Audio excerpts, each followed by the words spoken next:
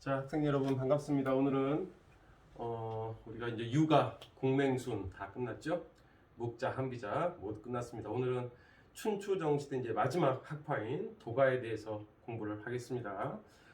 도가는 노자와 장자가 있는데 오늘은 노자를 아주 짧게 배우도록 할게요. 처음에 선생님이 전체 개관을 할 때 한번 살짝 봤는데 이 도가는 노자와 장자로부터 시작된 사상이 되겠습니다. 그리고 이후 종교화가 되어서 도교가 되고요. 도교가 되었을 때는 약간 이제 기복신앙이라든가 신선사상과 같이 이런 어떤 대중들의 요구를 흡수해서 이제 종교가 이루어집니다.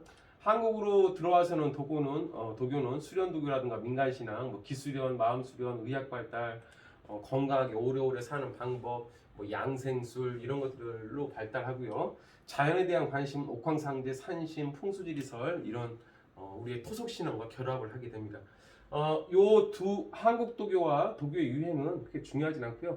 도가 상당히 중요하다고 볼 수 있겠죠. 자, 공맹순과 노장을 한번 유가, 도가를 한번 그 카톡에 논쟁으로 선생님하고 꾸며봤습니다. 공자 선생님이시죠? 사회 혼란의 원인은 사람들의 도덕적 타락에 있지요. 인간의 도덕성을 회복하고 이미지와 같은 규범을 통해 도덕사회를 만들자고요. 인간의 힘을 믿어요. 인간의 인위적인 노력을 통해서 이 사회를 도덕사회로 변화시키자. 이게 도가입니다. 노자 세 마디로 얼랄라? 참 답답하데이. 지금 왜 세상이 시끄럽고 혼란스러운지 알아?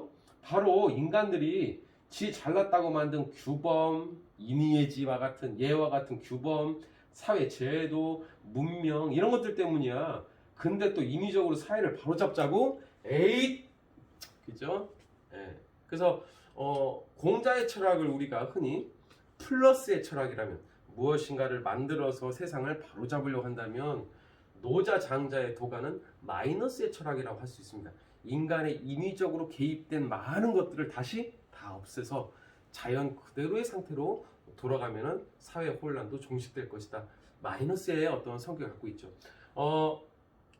이 공자맹자가 좀 높은 산, 그죠? 높은 산과 같다면 도가는 낮은 곳으로 흐르는 물처럼 살자, 겸손하게 살자 이런 것들을 강조하는 사상이 되겠습니다.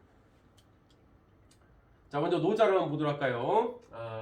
이 노자 이분이죠. 노자에 대한 기록은 거의 없습니다. 아주 신비스러운 인물로 정해져 있고요.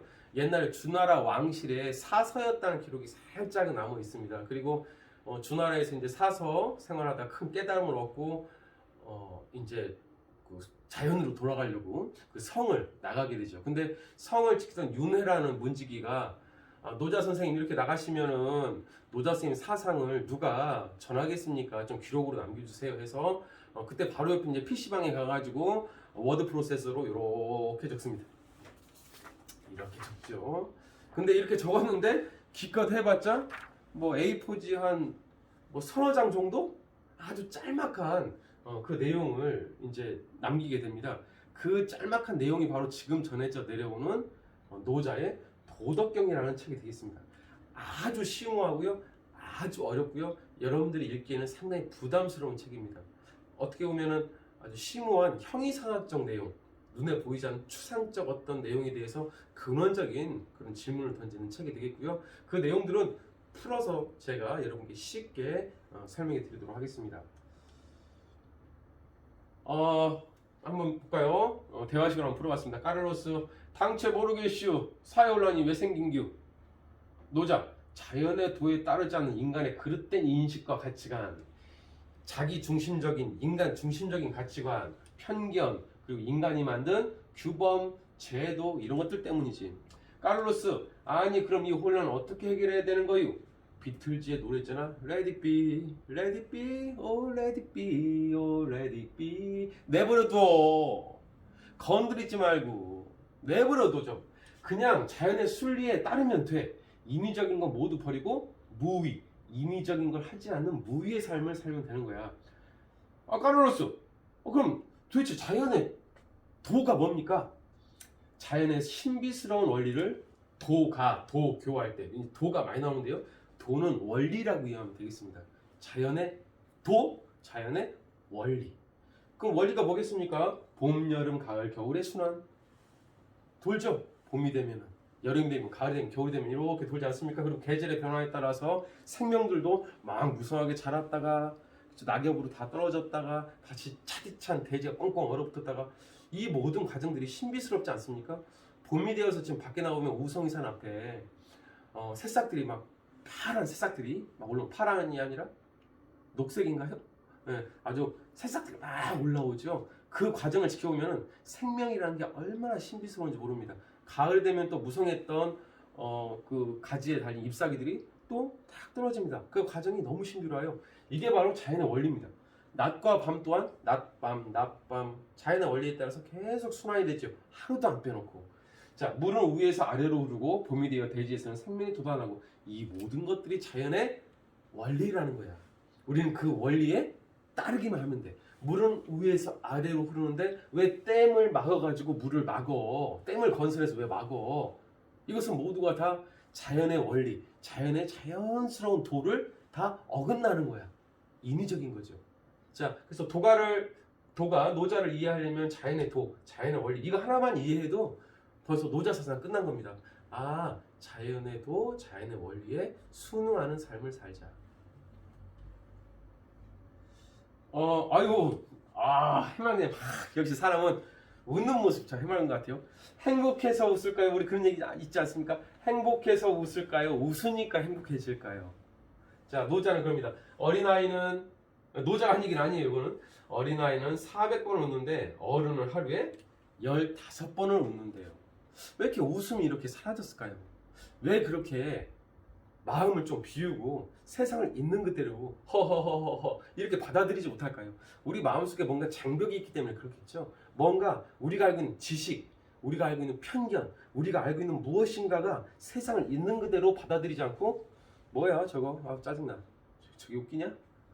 별론데 할 필요 없어 이런 식으로 된다는 겁니다. 노자는 이런 지식과 편견이 결국에는 우리를 400번 웃는 우리들을 15번 웃는 불행한 사람으로 만들었다는 거죠. 쪼커네요. 그죠? Why so serious? 왜 이렇게 진지한 거야? 좀 무서운 내용인데 그냥 일부러 쌤이 가져와 봤습니다. 너무 이렇게 막 자기 지식에 갇혀가지고 진지하게 생각하고 고민하고 그러지 마. 자, 모기가 물어대면 밤새 잘 수가 없어. 지금 이미지를 말하는 것들이 다 모기들이야. 가만히 세상을 내버려둬. 왜 거기 계속 뭐 하는 거야? 모기들이야. 왜 이렇게 물어대? 귀찮게 좀 하지 마. 내버려둬. 레디비. 자, 백조는 가만히 내버려두면 하야. 목욕시킬 필요 없어. 까마귀는 까맣게 물들이지 않아도 그냥 원래 까매. 하늘은 저절로 높고 해바다는 저절로 빛나. 거기에다 다시 이 자연 그대로를 그냥 내버려두면 될 거를 왜 인간들이 거기다가 인, 의, 사랑, 정의, 예, 지식 이런 걸 왜 만드냐는 겁니다. 자연 그대로 내버려둬. Why so serious? 비워. 머리를 비워. 있는 그대로 세상을 봐. 자, 노자의 세상입니다. 자, 근데 왜 노자일까요? 이거 벤자민의 뭡니까? 뭐 거꾸로 가는 시계인가요? 요렇게 태어나서 요렇게 되죠. 늙은 사람으로 태어나서 젊어지고 나중에는 아기가 되죠. 그렇죠? 우리가 흔히 이제 나이가 들면은 치매라든가 이런 것들이 불행하게도 찾아올 때가 있잖아요. 그럼 과거에 대한 기억들이 다 사라지고 어쩌면 죽음을 맞이하게 됩니다. 벤자민이 아니라 이 프랭클린, 벤자민, 이 벤자민의 삶도 보면은 결국에 어린아이가 돼서 모든 걸 다 망각이 돼버리죠. 어떻게 보면 선순환과 역순환이 거의 인간의 삶이 비슷하다는 걸 표현하고 있습니다. 노자, 왜 노자인가? 늙은노자인가? 노자 또한 벤자민처럼 늙게 태어났다는 설이 있습니다. 근데 노자는 불행하게도 늙게 태어나서 젊어지는 게 아니라 늙은 상태로 쭉 살다가 아까 얘기했듯이 주나라 왕실 그 성을 벗어나서 이제 자연으로 돌아간 다음에 그 이후로 소식이 없습니다. 지금 뭐 하고 있을까요? 모르겠습니다. 도교를 믿는 사람들은, 종교화시킨 사람들은 지금 노자가 신선이 되어서 어딘가에 있다라고 하는 사람들도 있어요. 자, 노자, 늙을 노자, 나이든 노인으로 태어나서 그대로 노인으로 살았다. 자, 우리가 그 사랑에 대해서 선생님이 아까 발표 수업을 하지 않았습니까? 바로 이 내용이죠. 도가도 비상도. 도라고 우리가 이름 붙이면, 도라고 말할 수 있다면 그것은 영원한 도가 아니다. 거꾸로 사랑을 사랑이라고 표현하면 그것은 사랑이 아니다. 사랑은 우리가 어떤 언어로도 인간이 만든, 인위적으로 만든 언어로 아무리 표현하려고 해도 그걸 담을 수가 없어요. 어떻게 표현합니까? 어머니에 대한 사랑을 그걸 어떻게 표현해요? 표현할 수가 없죠. 노자, 자연의 신비스러운 원리, 자연의 도, 이걸 어떻게 표현할까요? 도저히 표현할 수가 없습니다. 대지에서 올라오는 그 생명력, 야, 이거를 어떻게 표현할까요? 시인들이 아무리 아름다운 언어로 표현한다 하더라도 이 신비스러움을 다 담을 수는 없습니다. 자, 도를 억지로 도라고 이름 붙일 수 있다면 그건 도가 아니야. 신비스러운 그 자체야. 사랑을 사랑이라고 표현하면 그것은 사랑이 아니야. 자연의 신비로운 운행과 원리를 인간의 언어로, 인위적인 수단으로 어찌 표현할 수 있겠는가? 자연 그 자체는 이렇게 신비롭다는 겁니다. 아주 오묘하고. 그러니까 인간들이 제발 그것을 억지로 표현하고 억지로 만지고 억지로 이용하고 그런 거 하지 말라는 거죠. 자, 원래 인간은 자연 그대로의 상태로 태어났을 때는 베이비 아주 순수했습니다. 머리에 지식 같은 게 없었어요. 그렇다면 편견이 없다는 거죠. 있는 세상을 그대로 다 보는 겁니다. 원래 베이비처럼 소박하고 순수한 자연의 덕, 자연 그대로의 덕을 수고했다니까. 뭐 덕은 뭐 본성이라고 보면 되겠습니다. 자연적 본성, 순수한 자연적 본성을 타고났는데 이 자연의 도에 순응하지 않는 인간이 나이가 들면서 지식이 쌓이면서 자연의 도에 순응하지 않는 인간이 결국에는 사회 혼란의 원인이라는 겁니다. 인간의 감각적인 인식과 개인의 편견으로 인한 지식, 분별, 크다, 작다, 잘생겼다, 못생겼다, 옳다, 옳지 않다, 이 모든 것들이 다 편견으로부터 비롯됐다는 거죠. 윤희철 선생님 잘생겼다, 윤희철 선생님 못생겼다, 잘생겼다, 못생겼다. 야, 그런 거 하지 마. 분별하지 마. 그렇죠? 윤희철을 그냥 윤희철 선생으로 보면 안 돼? 왜 이렇게 판단을 해? 자, 또한 인위적인 욕망과 인간이 만든 문명이 인간의 소박하고 순수한 본성, 자연적 덕을 잃어버리겠다는 겁니다. 모든 사람들은 자연 그대로가 순수한 상태로 태어났다는 거죠. 하지만 인간의 지식, 편견, 분별, 나는 옳아, 너는 틀려, 이런 분별들, 인간이 만든 제도, 규범, 문명들, 이런 것들이 결국에는 인간의 순수함을 상실하게 한 원인이다. 자, 인위적으로 만들어진 사회제도와 규범. 자, 자연의 돈을 아까 얘기하다시피 만물의 어머니, 자연의 순환, 그죠? 낮과 밤, 봄, 여름, 가을, 겨울, 뭐 물을 위에서 아래로, 이 모든 것들을 다 우리는 자연의 도라고 부릅니다. 자, 선생님 한번 표현해봤어요. 봄, 여름, 가을, 겨울, 그죠? 이게 순환이죠. 도대체 자연의 도가 뭐유? 사람은 땅을 본받고, 땅은 하늘을 본받고, 하늘은 도를 본받고, 핵심 모든 것은 다 자연을 본받는다. 도는 곧 자연의 원리고, 아까 설명했습니다. 천하는 불가사의한 그릇이어서 인위적으로 어찌할 수가 없다. 잘 하려고 애쓰면, 잘 하려고 뭔가를 뜯어 고치려면 실패하고, 꽉 잡고 장악하려고 하면 천하를 잃고 만다. 그게 자연의 도에 순응하지 않고 인간이 만지작 거리면, 개입하면 거기서부터 모든 문제가 시작되는 것이다. 가만히 내버려 둬. 자, 선생님 본 매트릭스 중에요, 인상 깊었던 장면이 하나 있는데, 어떻게 보면 참 인간을 아주 잔혹한 방식으로 비판하는 거죠. 인간의 운명을. 자, 그 뭐죠? 인공지능이라고 해야 되나? 프로그래밍 된 그 사람이, 그 사람이 아니죠. 프로그래밍이 인간의 이제 형체를 하고 나타나서 인간에 이런 얘기합니다. 너희들 인간 종족을 분류하다가 영감을 얻었지. 너희들은 포유류가 아니었어. 지구상의 모든 포유류들은 본능적으로 자연과 조화를 이루어. 하지만 인간은 안 그래. 인간은 한 지역에서 번식을 하고 모든 자연 자원을 다 소모시켜 버리지. 도시를 한번 보세요. 인간이 거주하는 도시를 보세요. 도시의 모든 것들이 다 소모됩니다. 모든 자원이 고갈돼 버립니다. 너희들이 유일한 생존 방식은 또 다른 장소로 이동하는 거야. 이 지구에는 그와 똑같은 방식을 따르는 유기체가 하나 있어. 그게 뭔지 알아? 바이러스야. 인간이란 존재는 질병이야. 지구의 암이지. 어메 무서워라. 그죠? 근데 참 선생님 이 구절을 내가 보면서 정말 가슴이 와닿더라고요. 인간이 도시를 팽창하고 인구가 많아지면서 인간이 문명을 이루면서 결국엔 자연은 파괴되고 환경 오염되기 시작했거든요. 결국에 인간들은 돌아다니면서 하나하나 거주지를 확장하고 결국에는 바이러스처럼 인간이 가는 곳마다 파괴가 일삼았습니다. 우리가 뭐 문명을 완전히 벗어던질 수는 없겠지만 이 내용이 상당히 그 도가와 노자의 사상과 일치된 면이 있고요. 나름대로 우리 스스로를 한번 반성하고 성찰할 수 있는 그런 내용인 것 같습니다. 자, 그럼 사회원은 어떻게 해결해야 될까? 뻔하죠. 다시 어디로 돌아가라? 자연으로 돌아가라. 레디 비. 억지로 인위적으로 하지 말고 무위. 하지마. 아무것도 하지 말라는 게 아니라 인위적으로 억지로 하지마. 그리고 있는 그대로 자연의 도에 있는 그대로 순응해. 스스로자 그러하여 자연 그대로 스스로 그러한 대로 내버려둬. 그죠? 자, 깨끗하고 태우시 말고 어디로 돌아가자 우리? 400번을 웃었던 그 순수한 아이 상태로 가자. 자, 그럼 베이비는 누구냐? 첫 번째, 인위적인 것으로 자연의 본성을 해치지 않는 베이비. 인위적인 것으로요, 자연의 원리, 자연의 도를 해치지 않습니다. 무지의 삶, 머릿속에 있는 지식이 많으면 이게 똑똑하다고 할 수 있을까요? 아닙니다. 지식이 많다는 건 거꾸로 나에게 편견이 많다는 것일지도 몰라요. 지식이 많은 사람은 더 영혼이 자유로워야 되는데 지식이 많은 사람이 더 팔짱을 끼고 얼굴 하고요, 세상을 냉소적으로 바라봅니다. 그죠? 여기서의 바로 무지는 바로 그런 내용이죠.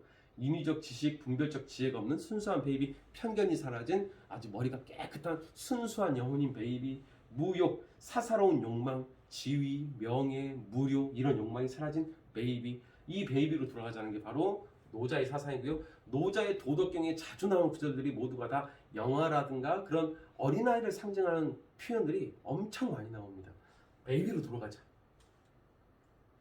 자, 또 하나, 우리는 물과 같이 살아야 된다. 상선 약수, 최고의 선한 삶은, 최고의 선은 뭐냐?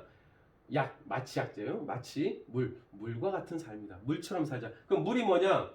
부드러움이 강함을 이기고 낮음이 높음을 이기고 무의가 인위를 이긴다. 낮은 곳으로 흐르는 겸허한 물. 지가 잘났다고 뻣뻣하고, 그죠? 막 저기 뭡니까? 그 호연직이 맹자 이러고 있을 때 노자, 자식아 임마, 숙여 자식아 임마, 겸손해야지 임마, 지가 잘났다, 그거 다 편견이야 자식아 임마, 내려놔. 자, 흐르는 물처럼 겸허하게 살자. 겸허. 첫 번째 겸허. 두 번째, 물과 물이 만나면 싸우지 않죠? 둘은 조화롭게 하나로 융화가 됩니다. 자, 사람도 사람과 함께 다투지 말고 서로 물처럼 융화하자는 거죠. 자, 부쟁. 다툴 쟁자. 부쟁. 논쟁할 때 그 쟁자입니다. 부쟁, 아니 부자. 자, 다투지 않는 물. 그죠? 부쟁의 물처럼 우리가 사람들과 더불어서 조화롭게 살자. 물처럼 살자. 겸허한 삶, 부쟁의 삶. 요 그림 한번 볼까요? 선생님이 작년에 읽었던 책 중에 하나 있었는데요. 이 그림이 정신병원에 많이 걸려 있답니다. 선생님, 왜 이 정신병원에 이 그림이 있을까요? 자, 이 그림을 보면은 앞에 두 마리 말이 있습니다. 이 말이 있어요. 근데 보통 말은 어떻습니까? 막 뒤에 갈퀴를 막 흩날리면서 따닥따닥따닥 뛰는 그 역동적인 그림이 많지 않습니까? 말이. 하지만 이 말들은 멈춰 있어요.